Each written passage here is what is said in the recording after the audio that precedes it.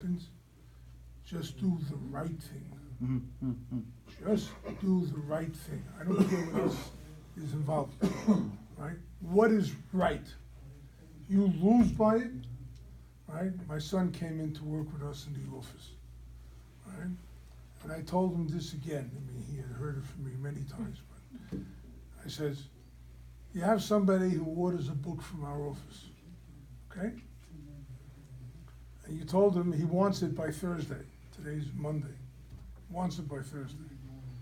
I said, so you make the right arrangements that book gets there by Thursday.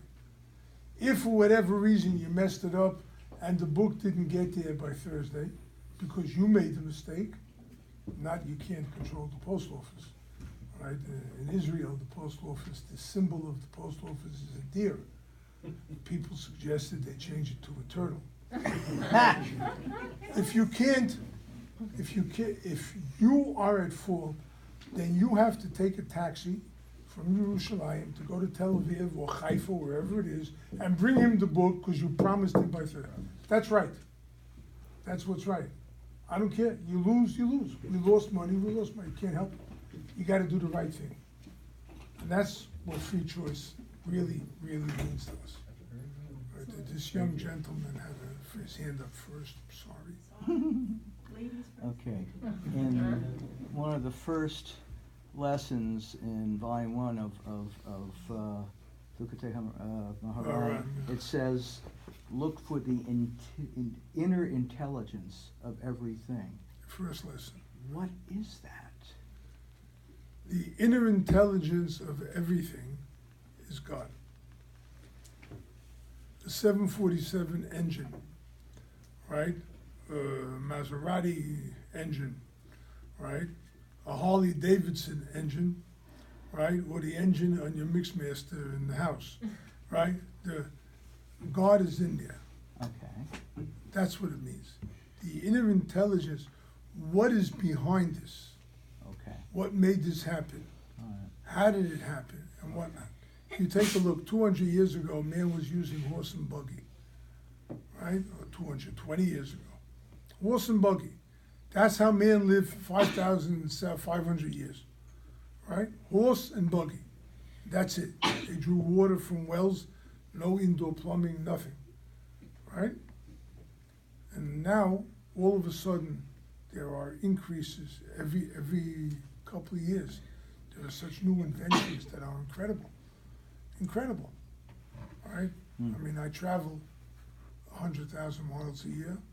Every time I get on the plane, I marvel at Hashem's creation, that there is such a plane, that we can go from place to place, whatever the case may be, right? And it's the same thing you have with your car, and it's the same thing with a toaster, a simple toaster.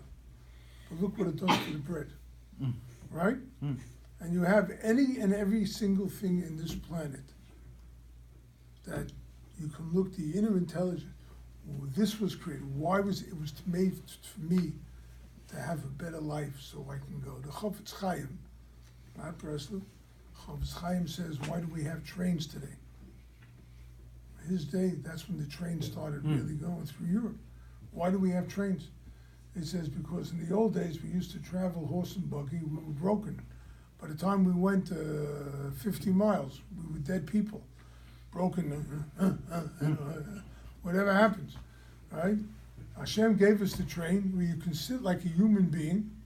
Right? I'm not talking about New York City subway. I'm talking about a train. Right? You can sit like a human being, and you can learn, and you can accomplish good things.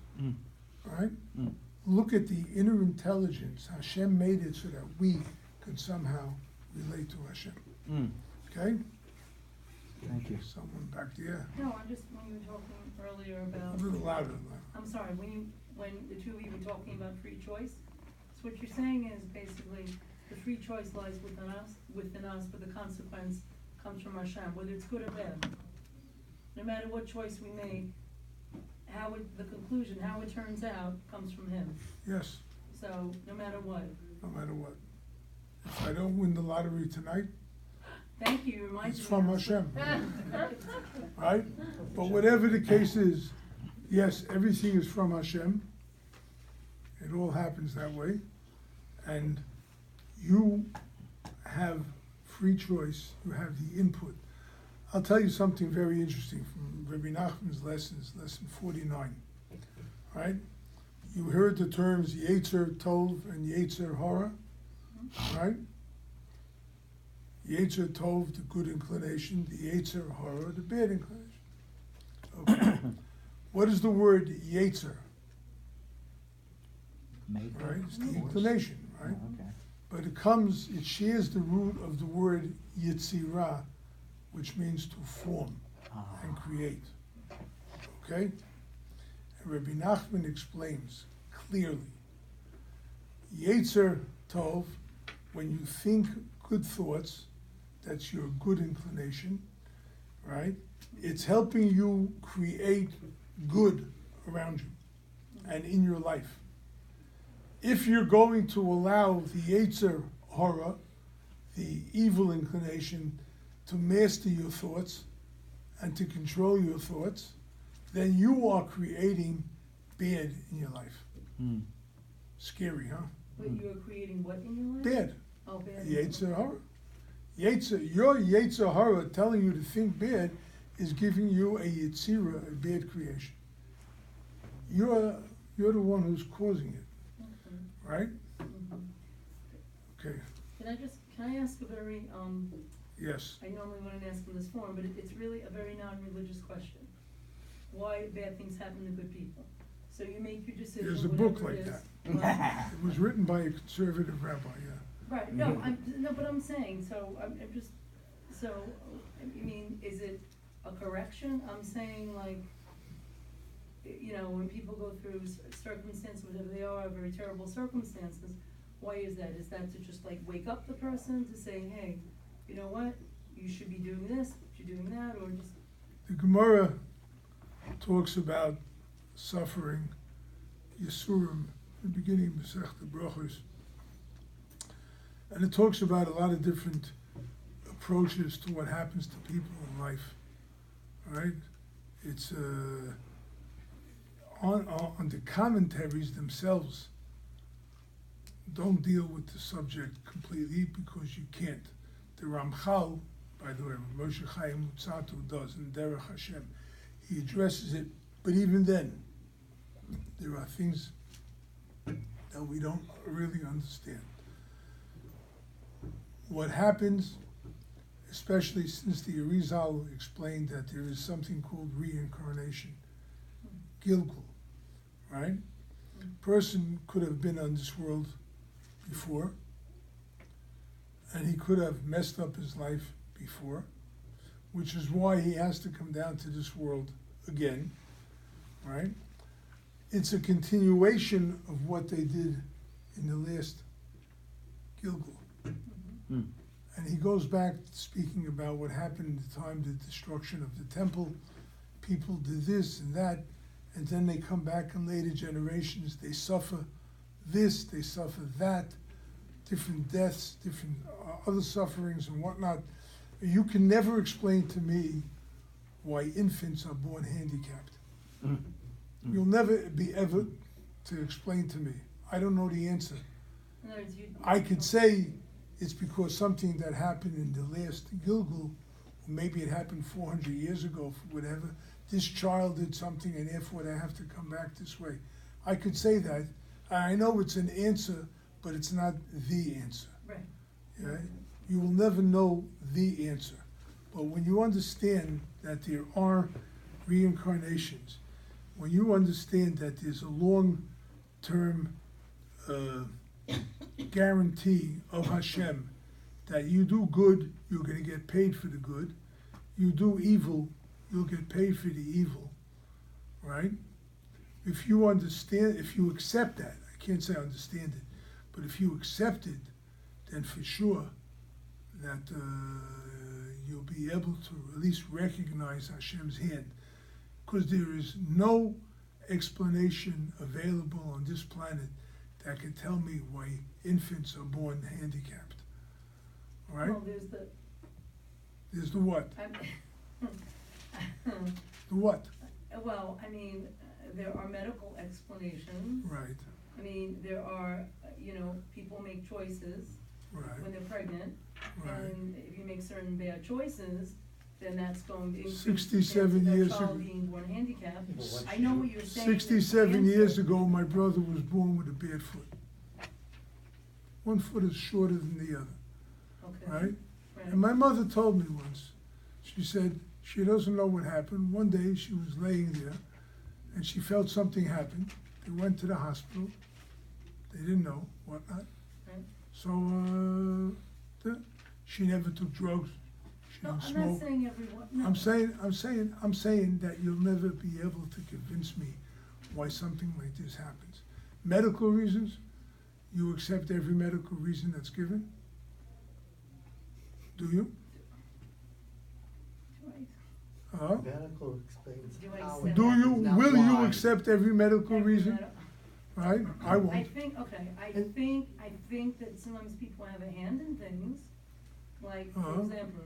Oh, yeah, example, drugs and all that, yeah. Right, or like, let's say, like. But that's a certain smokes, type of person. Or like, I've known people that had lung cancer, and they smoked for 40 years, so, and they say there's a direct connection. Yeah, And okay. I've known people that had lung Will cancer you, who will never you smoked. accept everything the doctors say? And you're a good person, I- I won't. No, I don't accept everything, but you can't dismiss it completely and say there's no connection. Huh? The connections that we make in the physical world have nothing to do with what Hashem decrees, right? What Hashem is the decree. Can you tell me why Isn't that like- Hurricane Michael came up to the Florida Panhandle, and why if Hurricane Florence went into North Carolina, and a couple of years ago they had Sandy up here, and there's a lot of people getting involved in our lives, and we don't want them, right? Right? Yeah, but then that's like saying, so then if Hashem decrees that people suffer and terrible things happen, it's because they're evil, they deserve it. No, you can't say it's because they're evil. Well, you were saying like. You can know, say because now is the time for their rectification, and this, Hmm. they were evil, now they're good people and they're reaching the that's why I say you can't answer it. Okay? No, that young lady had, I think there are all kinds of levels. As somebody who was born with a disability, I don't think it's necessarily a bad thing. hmm? I don't think it's necessarily a bad thing, Okay. That what? a disability. I was born with one. I don't think it's necessarily bad. Okay, so you're fortunate that you can feel No, that way. I'm not saying that I think that all the time, because there are days when I don't. Mm. But I also think that we can't see Hashem's breadth of knowledge of what all of us are given. And that might be given for somebody else to learn to help someone else. That Or could for be. somebody else to learn to pray, or because it's not that linear. It's just not. a You are linear- right, and that's why I say you can't answer all these questions. You had a question? Okay, if, like, a lot of people work on improving their A davening, lot of people, work on improving their davening, yeah. when do you finally reach the moment that you feel that God hears? I don't mean generically, okay, God hears everything, but when you really, how do you make that kesher, that connection between you and God? You will know when you spoke to God and it was felt. You will know. The Gemara tells the story of Chaim Mendoza, who the greatest rabbis of the Mishnah used to come to him to daven for someone. And he would daven and the person would get better. And he would say, this person is going to live. Mm-hmm. And there were others who wouldn't say that. And they asked him, how do you know? He says, when I feel the prayer emerging with such a feeling, I know it's accepted. If I don't feel it, I know it's rejected. Right? If you pray and you pray and you pray, the day will come when you will feel the acceptance of those prayers. Yeah, I have experienced that in my life. If I can tell you a little story. It's okay, it's personal, but whatever. I was 16 and a half. It was 1962.